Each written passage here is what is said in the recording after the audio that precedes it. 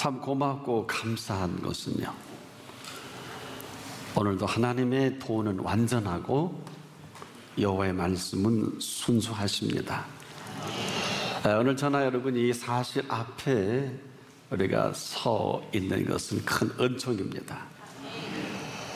이는 바로 하나님의 그 완전하신 그 완전하심을 믿을 때 한 사람 한 사람을 완전하게 살펴주심을 말씀합니다. 그래서 어느 누구라도 이 하나님의 완전하심 안에서 살아갈 수 있게 길을 활짝 열어놓으신 것입니다. 근데 이 모든 결정은 각자가 합니다. 하나님이 하시는 것이 아닙니다. 그 즐거움과 그 완전함에 참여하고 우리가 살아가는 자가 누굴까? 바로 오늘 이 시간 자기에게 피하는 한 사람 한 사람 외면하지 아니하시고 그 힘을 더하십니다. 그래서 우리에게 오늘도 참으로 칠흑 같은 이 한가운데 등불을 밝히셔서 우리로 보게 하시는 시간이기도 합니다. 우리가 보지 못하는 것들을 볼 수 있게 하셨고요, 우리가 생각하는 이 모든 것이 여기가 전부가 아니라 오늘도 우리에게 불을 밝혀서 보여주시는 그 세계가 있습니다. 그렇지 않는 이 사실만 우리가 거부할 줄 안다면 언제 어디서든지 그분께 피하는 한 사람 한 사람에게는 완전하신 살아계신 하나님이십니다. 우리가 그렇지 않아서 그렇지 아니할 뿐이지 언제 어디서든지 세상은 항상 반대급입니다. 이게 무슨 얘기냐면 세상 즐거워할 일에 굉장히 괴로워하고요, 기뻐할 일을 슬퍼합니다. 이것은 참 충격이에요. 하나님 없이 즐거워하는 그 괴로움을 알지 못해요. 또 한 가지, 하나님의 계신 괴로움, 이는 괴로움이 아니라 즐거움입니다. 이 사실을 알지 못하는 두 선상에서 우리가 헤매고 있다. 이것은 사실 무슨 대단한 이론이나 무슨 조건을 내세우시는 것은 아닙니다. 하나님이 살아계신 이 한 가지 사실만 가지고도 우리가 얼마든지 즐거워할 수가 있습니다. 문제는 하나님이 계신 이 즐거움을 즐거워할 줄 아느냐 그러지 못하느냐 하는 것인데, 바로 그 부담이 우리 한 분 한 분에게 있어요. 이 부담이 괴로움만 아니라면 사실 이보다 더 큰 즐거움은 없거든요. 아무리 괜찮다, 또 괜찮은 일이 많이 생겨도요, 만약 하나님 없는 이 일이라면, 하나님 없는 즐거움이라는 것은 대단히 슬픈 얘기이기도 합니다. 왜냐하면 하나님 없는 기쁨과 즐거움 곧 슬퍼질 수밖에 없고요, 곧 비극을 피할 수가 없어요. 오늘 우리가 아무리 괴롭고 힘들어도 그분이 함께 하시는 그 괴로움이라도, 또 함께하는 힘듦이라도 모든 것을 승화시키는 즐거움과 기쁨이 있습니다. 자, 하나님과 함께하는 부담이라는 게 뭘까요? 이것은 대단한 부담이 아니라 언제든 그 스케줄이 그분 앞이어야 합니다. 또 한 가지, 언제 어디서나 그분을 향해 있음을 말하거든요. 자, 우리가 새벽을 깨우는 일만 해도 그렇습니다. 사람들은 하나같이 새벽을 깨우는데 인색하지 않습니까? 또 그분 앞에 드려지는 예배가 어느 틈엔가 부담이 되기도 하고요. 그런데 우리가 한 가지, 누구나 하나님의 안식에 있어야 하는 줄은 모르진 않아요. 우리가 예배만큼 위대한 하나님의 안식은 없어요. 또 그분 앞에 우리가 새벽을 깨운다는 것처럼 복된 일은 없습니다. 저나 여러분이나 사실 그 안에서 안식하지 못하면 저나 여러분은 쉴 곳이 없어요. 이 사실 아십니까? 인생의 1/3을 잠을 자게 하셨어요. 이건 참 놀라운 사실인데 우리 하나도 놀라지 않죠. 인생의 3분지를 잠을 자도록 하셨거든요. 근데 우리는 어느 틈인가 이 잠을 줄여서 자꾸 뭔가 해보려고 노력하고 수고합니다. 참 이 얘기는 잠을 줄이지 말라는 이런 얘기는 아닙니다. 자꾸 잠을 줄여서 뭔가 해보려고 하는데 잠을 줄일 만한 분명한 우리가 답이 없으면 이것은 보통 심각한 게 아니에요. 이 분명한 명분이 없이 우리가 잠을 자지 않는 것은 잠을 자게 하신 행복을 다 상실하는 거예요. 여러분, 잠을 자게 하신 행복을 꼭 누릴 수 있기를 축복합니다. 물론 바삐라는 사람들이야 언제나 이 감격과 감동이 있을 수 있겠습니다만 그렇지만은 아닌 것 같아요. 우리가 새벽을 깨우는 일만 해도 그렇습니다. 이 얘기는 잠을 줄이라는 게 아닙니다. 잠을 줄여서 무엇을 하라는 것이 아니라 잠을 잠답게 자기 위해서는 새벽을 깨울 수 있을 그때만이 깊은 잠에 빠져들 수가 있어요. 그래서 깊은 잠에서 일어나게 하시는 그 잠을 잘 수 있는 그 일이 이 길밖에 없어요. 재밌는 것은 여러분 사도행전 12장 7절에 보면 베드로가 복음을 전하다가 두 군사와 함께 감옥에 갇힙니다. 그리고 쇠사슬로 역깁을 당합니다.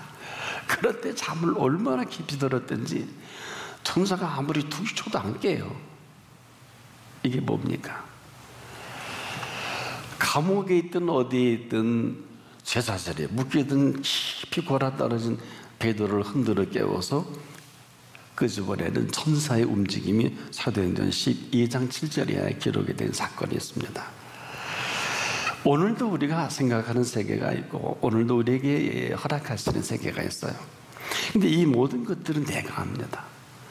너도 아니고 그 누구도 아니고 부인도 남편도 부모도 해주지 못합니다.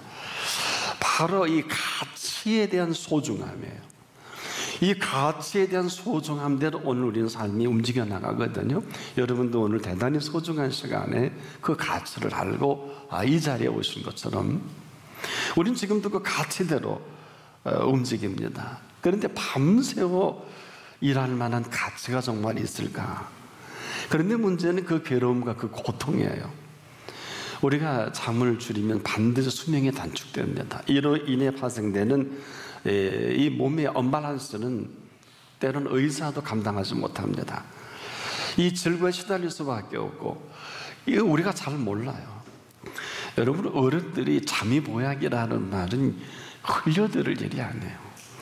사실 우리가 중병 이전에 어지간한 병은 깊은 수면만 취할 수 있으면은요 놀라지 마세요. 하나님이 우리 몸을 자생력을 주셔서 이 면역 체계로 어지간한 병들은 다 물리치를 아주 잘 지으신 몸이에요. 소위 이것이 무너질 때 뭐 대상포진이다, 알러지 체질이다. 저희 여식이 하나를 볼 때 뭐 음식을 거침없이 아주 잘 먹었는데 공부 좀 한답시고 알러지 체질로 바뀌면서 한밤에 2시에 제 문을 두드리며 얼굴이 벌게서 목이 그냥 갑자기 목을 조이는 뭐 그래서 사망한다 그러더라. 새벽 2시. 알러지가 이렇게 무서운 걸 몰랐어요. 그래서 에머전시하고 응급실에 갔더니 거기 응급실에 여러분 보셨나요? 2가지의 병명은 무조건 1순위로 접수하라가 알러지와 심근경색이에요. 뇌경색. 가보시면 합니다. 근데 이런 것들이 어디서부터 시작이 되냐면 우리에게 면역체계가 무너질 때 가장 좋은 의사는 저와 여러분의 면역체계입니다. 하나님이 그렇게 지으셨습니다.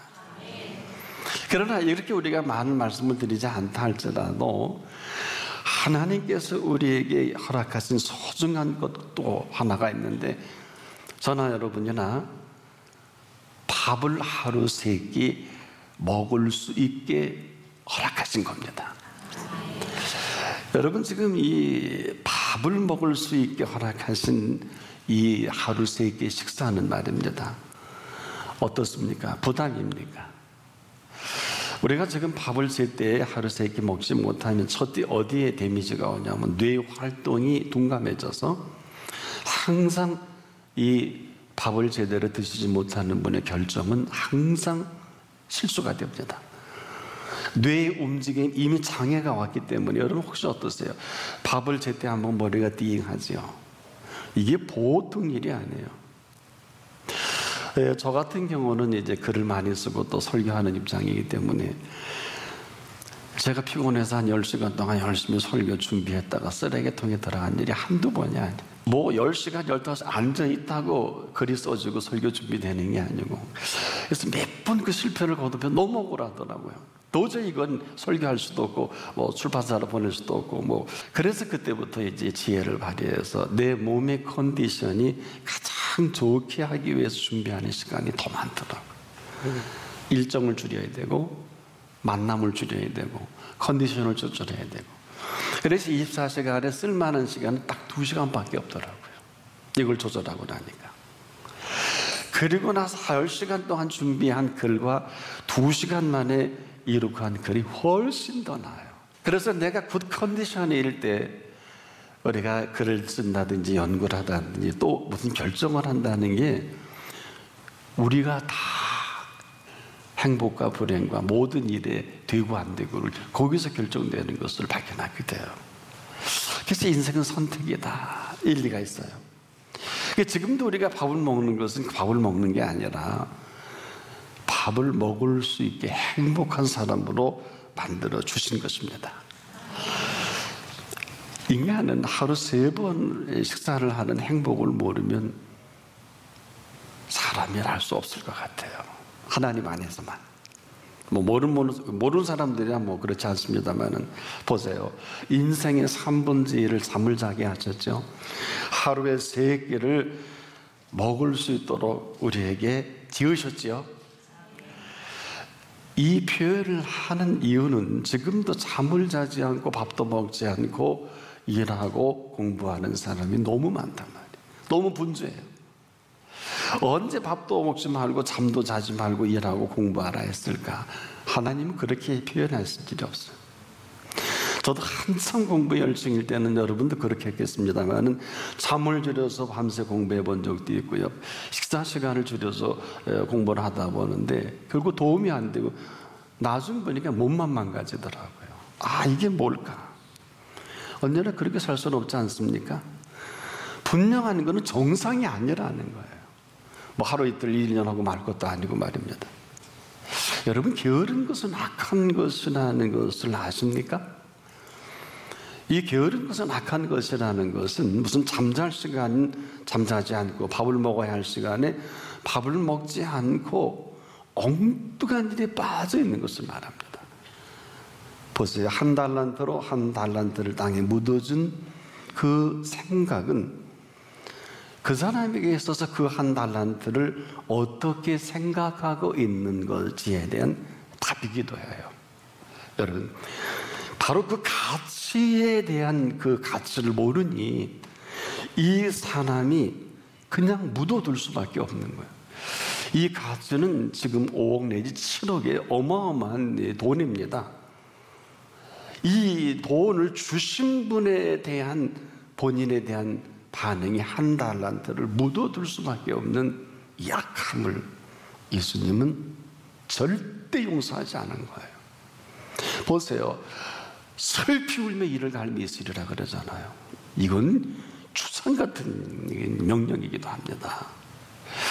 이것은 지금도 보세요. 공짜로 거저준 거 기쁘고 즐거워서 맞이하는 이 한 가지를 상실한 이 사람이 할 수 있는 것은 묻어두는 거예요. 근데 이 사실을 두고 자꾸 주신 분은 이래요. 차라리 별일을 받는 자들에게 주면 이자라도 받지 않겠냐. 이 얘기는 왜 그랬을까요? 거저준 금액이 너무너무 어마어마하다는 거. 알고 주신 돈이고 알고 시간을 기다려준 것인데 긴 시간을 기다려주고 너무 대단한 사랑을 베풀었는데 한 가지 여러분, 사랑은 돈이 따라가지 않으면 사랑은 아니라고 예수님이 말씀하셨어요. 혹시 사랑 얘기하면서 돈 없으면 가짜예요. 네 물질이 있는 곳에 마음이 있다 그랬죠. 근데 사랑은 마음으로 하지 돈으로 하는 거 아니죠. 근데 마음이 있는 곳에 반드시 따라가는 게 물질이에요. 이게 성서적이에요. 이런 사실을 모르셨죠. 할리우드 유명한 배우들이 여러분 헤어져다 만나다 하는데 가끔 나는 거 보면 미식가라도 수십만 수십억짜리 수백만 원짜리 준다는, 이게 당연한 거예요. 그대로 좋으니까 이혼할 때 이혼하고 끝날 때 끝나더라도 무슨 일이든지 사랑에는 항상 거기에 상당한 물질이 수반이 안 되면 이건 사랑이 아니다. 한 달란트를 준 사랑이 있어요. 이걸 짓밟아 버린 것입니다.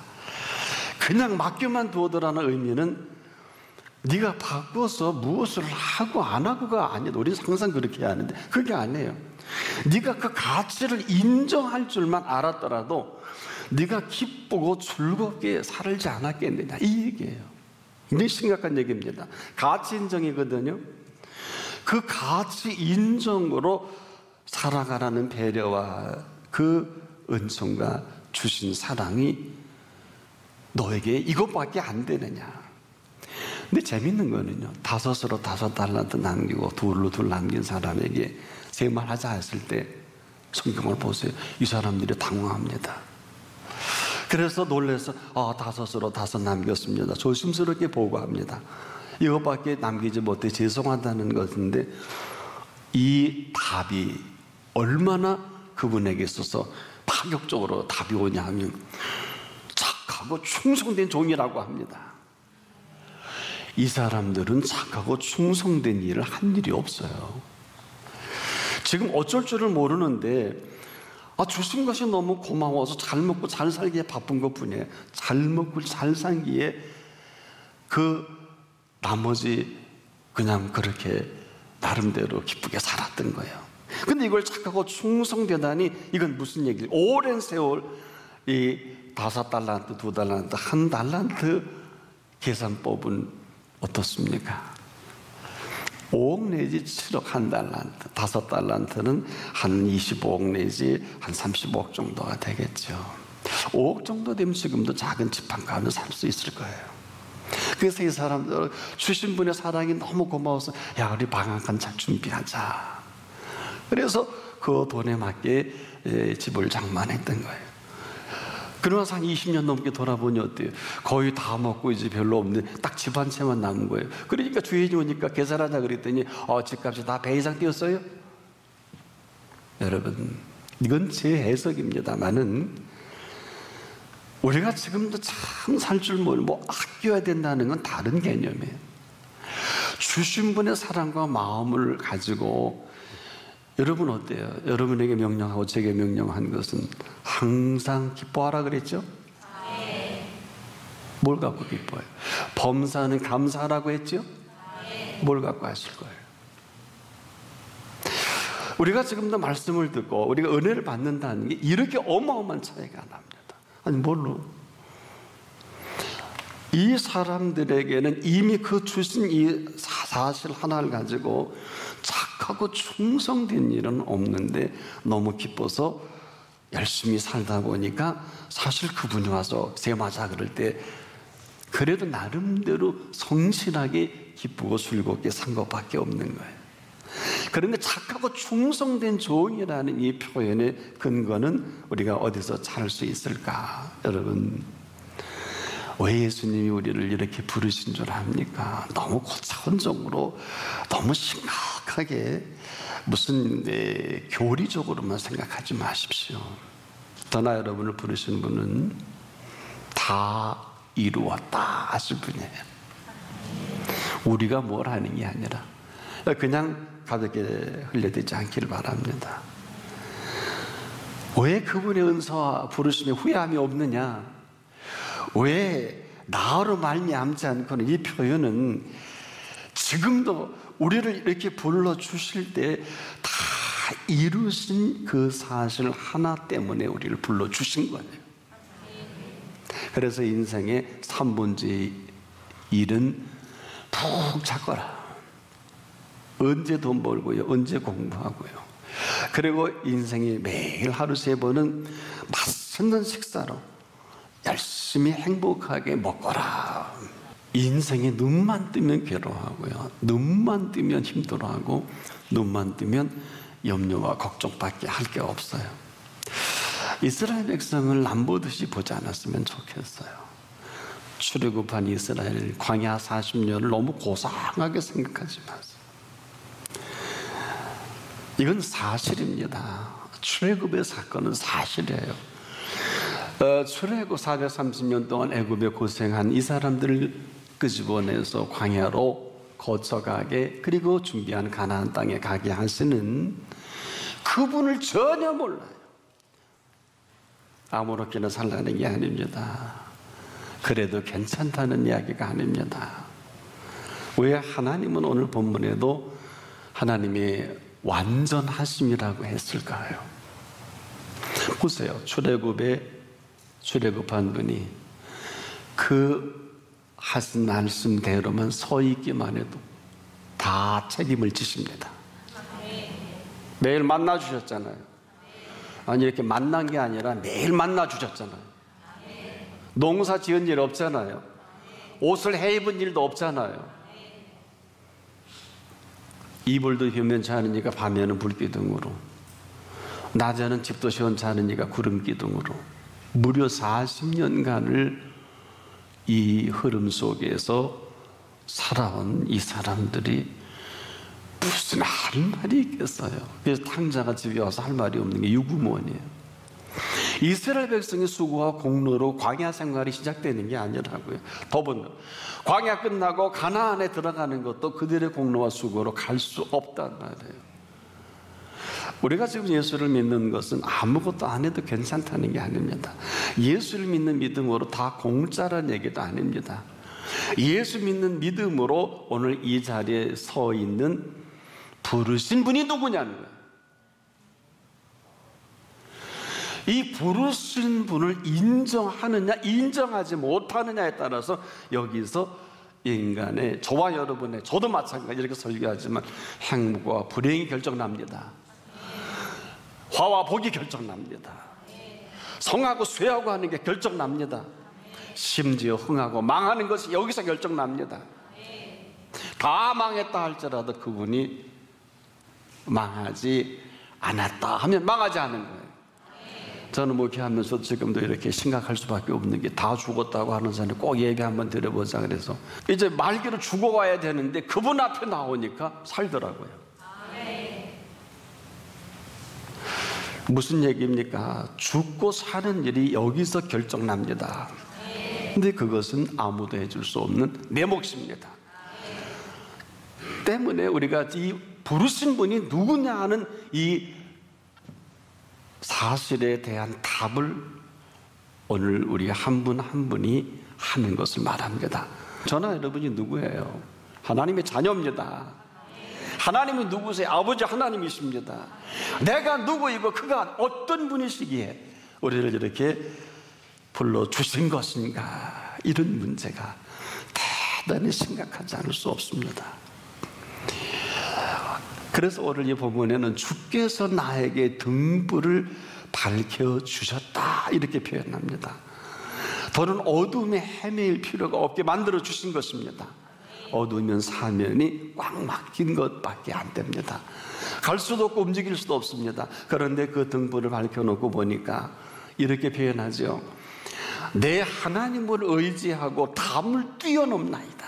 우리가 사방으로 하나님을 의지하기 전에는 암담해서 이 담이 끝나는 줄 알았는데 하나님께서 뛰어넘을 담으로 힘을 주시고 지혜를 주신 것입니다. 저나 여러분 겸손하다는 게 뭘까요? 겸손한다는 것은 그분을 인정하는 것을 말합니다. 여러분, 겸손이 위대한 것은 그 인정할 자를 인정한 그 인정으로 살아가는 것을 말해요. 그래서 우리가 지금도 겸손해서 뭘 하는 게 아니라 그분을 인정하는 이 사실 하나로 그분의 인정으로 살아가는 것을 말합니다. 보세요. 사람으로 할 수 없는 일들이 얼마나 많아요. 한 가지만 하면 돼요. 사람으로 할 수 없는 것을 그분 앞에서 인정하는 겁니다. 이걸 사람들이 안 해요. 다시 한번요. 우리가 할 수 없는 일이 얼마나 많아요. 뭐 물질, 시간, 건강 모든 게 다 꽉 막혔는데 한 가지 안에 사람으로 할 수 없는 것을 그분 앞에서 인정해야 합니다. 두 번째로 못하는 게 뭐냐면 하나님으로서는 그렇지 아니한 사실도 인정해야 돼요. 근데 이해를 인색해야 합니다. 또 세 번째로 하나님으로서는 그렇지 아니하니 하나님으로서는 다 하실 수가 있느니라. 어려운 게 아니에요. 즉 우리가 지금도 상황을 그대로 인정해야 돼요. 우리가 할 수 없는 일이 얼마나 많아 하나님 앞에서. 두 번째로 하나님으로서는 그렇지 않습니다. 하나님으로서는 인정해 드릴 때 하나님은 하나님이실 수가 있어요.